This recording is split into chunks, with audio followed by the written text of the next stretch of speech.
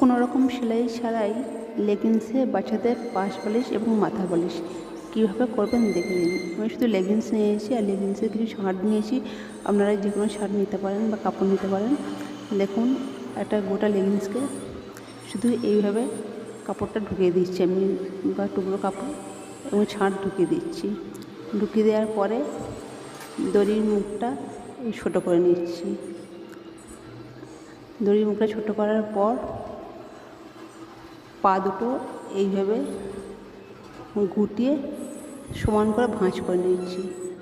দেখুন, হয়ে গেল আমার মাথার বালিশ বাচ্চাদের। এবার দেখাবো কীভাবে পাশ বালিশ করা হয়। আমি এগুলো সব ঢেলে ফেললাম। ঢালার পর দেখুন, প্রথমে লেগিংসের অর্ধেকটা আমি গেট দিয়ে বেঁধে নেব। গেট দিয়ে বেঁধে নেওয়ার পর লেগিংসটাকে আমি সোজা করে নেব। উল্টো করে আমি গেট দিয়ে বেঁধেছিলাম, এবার সোজা করে নিলাম। সোজা করে নেওয়ার পর এবার কাপড়গুলোকে আবার ঢুকিয়ে দিচ্ছি। ঢুকিয়ে দেওয়ার পর কোমরের দিকে যে দড়িটা আছে সেটা আমি ছোটো করে বেঁধে নিচ্ছি। হয়ে গেল আমার পাশ বালিশ বাচ্চাদের। কেমন হলো ভিডিওটা? অবশ্যই একটা কমেন্ট করবেন। আজকের ভিডিও ধন্যবাদ। টাটা।